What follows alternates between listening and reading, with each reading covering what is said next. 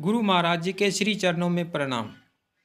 दिव्य ज्योति जागृति संस्थान में समर्पित गुरु भाई कुलविंदर सिंह जी बताते हैं कि सन 2001 में मेरी माताजी ने गुरुदेव श्री आशुतोष महाराज जी से ज्ञान दीक्षा ग्रहण की। ज्ञान के समय माताजी को सिखों के 10वें गुरु साहिबान के दर्शन अंतर जगत में हुए। माँ से इस प्रकार का अनुभव सुनकर मुझे लगा शायद ब्रह्म ज्ञान एक जादू है जो असंभव को संभव कर देता है। इसी उत्सुकता बस मैंने भी सन 2002 में दिव्य ज्योति जागृति संस्थान के फ्लोर आश्रम में जाकर गुरुदेव से ब्रह्म ज्ञान की दीक्षा ले ली। ज्ञान लेते समय मेरे हृदय में कोई श्रद्धा भाव नहीं था।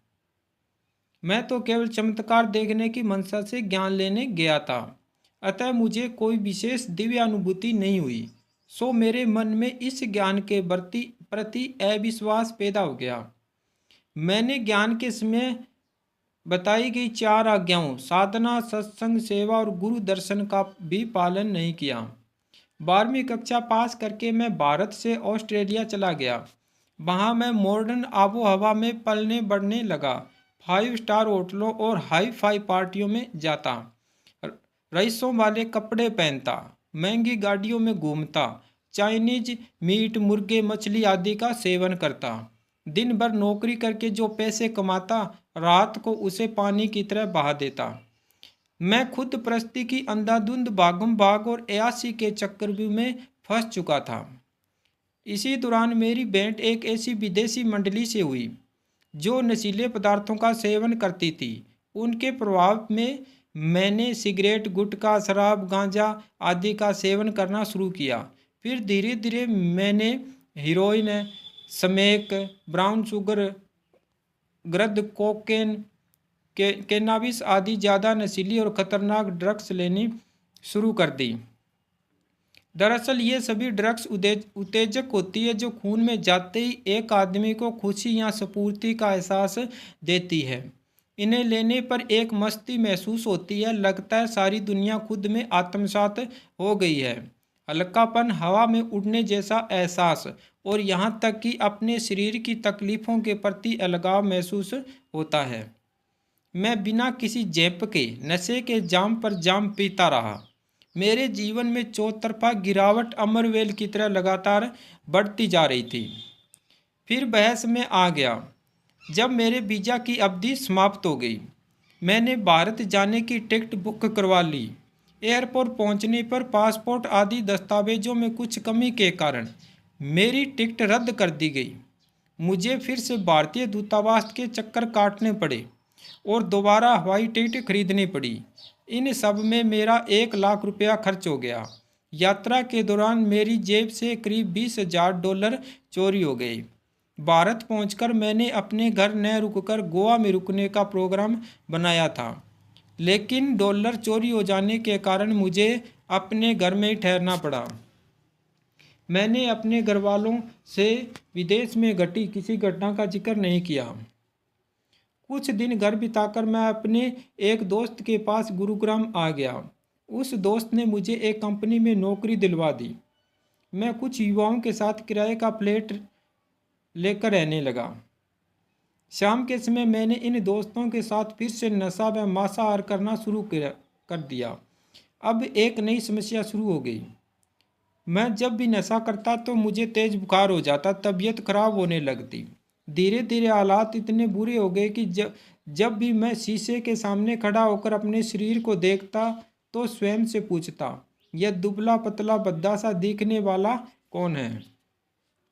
मैंने चिकित्सकों से जांच करवाई, अनेक मनोवैज्ञानिक पद्धतियां अपनाई, सकारात्मक विचारों पर खुद को एकाग्र करने की कोशिश की, परंतु इन सब से भी मेरी स्थिति में कुछ स्थायी बदलाव नहीं आ सका। मैं दुखी और तनावग्रस्त रहने लगा। मेरा मनोबल कमजोर होने लगा। मन के निर्बल होने पर बुद्धि ने भी दामन छटक दिया।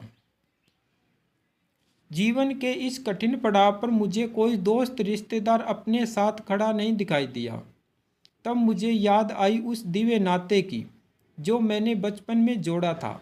मैंने अपनी अंतरात्मा से गुरुदेव श्री आशुतोष महाराज जी से प्रार्थना की हे गुरुदेव, मैं भटक चुका हूँ, हार चुका हूँ। जो पाप किए हैं उन्हें ढो नहीं पा रहा हूँ। कृपया कर मुझे एक बार ठीक कर दो। मैं वादा करता हूँ कि सब छोड़ छाड़ कर आपके चरणों में समर्पित हो जाऊँगा।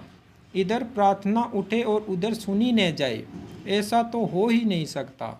गुरुवर की कृपा से उसी क्षण मेरे शरीर में एक प्रबल ऊर्जा का संचार हुआ और मेरा मनोबल असाधारण रूप से बढ़ गया। अब मैंने नियमित रूप से साधना करनी शुरू कर दी, बुरी संगत से स्वयं को दूर कर लिया, नशा मांसाहार सब छोड़ दिया। लगभग 7 माह के बाद मुझे साधना में दिव्य प्रकाश का अनुभव हुआ। फिर मैं महाराज जी के दर्शन करने नूरमहल आश्रम गया। उस दिन भवन में सभी सत्संग विचार नशे से होने वाली हानियों और नकारात्मक सोच के प्रभाव से संबंधित थे। स्वामी जी के प्रेरणादायक विचार सुनकर मन बहुत शांत हुआ और महाराज जी के मिशन में समर्पित हो जाने का दृढ़ संकल्प ले लिया। कुछ देर बाद जब महाराज जी प्रसाद लुटाने के लिए अपने कक्ष से बाहर आए तो मन में भाव आया, अगर एक लाल रंग का सेब मुझे प्रसाद रूप में मिल जाए तो निश्चित हो जाएगा कि महाराज जी मुझे अपने आश्रम में सेवक के रूप में सेवा का अवसर प्रदान करेंगे। अभी ऐसा विचार चल ही रहा था कि सीधा एक लाल रंग का सेब मेरे हाथों में आ गया। मेरी खुशी का ठिकाना नहीं रहा। सन 2011 के अक्टूबर माह में मैं दिव्य ज्योति जागृति संस्थान में समर्पित हो गया। मुझे लंगर भवन में सेवा करने का मौका मिला। सुबह 3 बजे उठकर हम सब साधना करते। उसके बाद मैं लंगर भवन में दिन भर शुद्ध भाव से सेवा करता। समय समय पर महाराज जी के नूरानी दर्शन कर आत्मा बाग बाग हो जाती। यूं ही 7 महीने बीत गए। मैं सेवा मार्ग पर दृढ़ होकर चल रहा था। एक दिन स्वामी जी ने फोन करके कहा, भैया आपको महाराज जी गौशाला में बुला रहे हैं। मैं शीघ्रता से गौशाला पहुंचा, पर महाराज जी मुझे वहां अनदेखा कर स्वामी जन से बात करते हुए अपने कक्ष में चले गए। मुझे कुछ समझ नहीं आ रहा था। मैं महाराज जी के कक्ष के बाहर जाकर विचारों में उलझा हुआ खड़ा रहा। कुछ देर बाद महाराज जी मुझे अपने कक्ष में बुला लिया। महाराज जी मुझे रहस्यमयी नज़रों से देख रहे थे। फिर महाराज जी ने मुझे सीडी प्लेयर पर एक अंग्रेजी गीत सुनवाया जो मैं विदेश में अक्सर सुना करता था। अपने प्रिय गीत को सुनकर मेरे नेत्र सजल हो उठे। मैं महाराज जी के श्री चरणों में गिर गया और बोला, महाराज जी रहम कर दीजिए, मैं अब दोबारा भटकना नहीं चाहता, इस संसार की माया में अटकना नहीं चाहता। मेरे कर्म संस्कारों का लेखा जोखा सब निपटा दीजिए, मुझे अपनी भक्ति प्रदान कीजिए। महाराज जी ने पूछा, तू गिटार भी बजाता है ना? मैंने किसी को आश्रम में नहीं बताया था कि मुझे गिटार बजाना आता है। अंतर्यामी महाराज जी ने स्टूडियो से गिटार मंगवाया और मुझे बजाने के लिए दिया। मैंने कुछ गाया और गिटार की तारों पर कुछ सुर निकालने की कोशिश की। महाराज जी मुस्कुराकर बोले, आज से तेरी सेवा स्टूडियो में है, सबके साथ मिलजुल कर सेवा करना, आशीर्वाद। मुझे समझ आ चुका था कि महाराज जी ने मुझे जीने की नई वजह दे दी है। महाराज जी और महाराज जी की सेवा ही मेरी जिंदगी को पाप की खाई से निकालकर अध्यात्म के ऊंचे आसमान में ले गई है। कहते हैं न, सदगुरु की सेवा वह अमृत है जो विकारों से विषैले और काले मन को धोकर निर्बल सुमन बना देती है।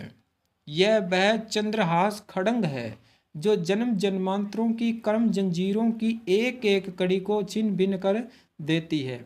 गुरु की सेवा तो वह दिव्य सीढ़ी है जिसका एक सिरा मृत्युलोक की दुख सुख रूपी कीच में होता है, पर दूसरा छोर सीधा बैकुंठ के उच्चतम शिखर पर स्थित होता है। सद्गुरु सेवा वह प्रखर ज्वाला है जिसका तीक्ष्ण ताप धर्मराज के पास पड़ा शिष्य के संस्कारों का लेखा जोखा जलाकर राख कर देता है। जय श्री राम, जय महाराज जी की।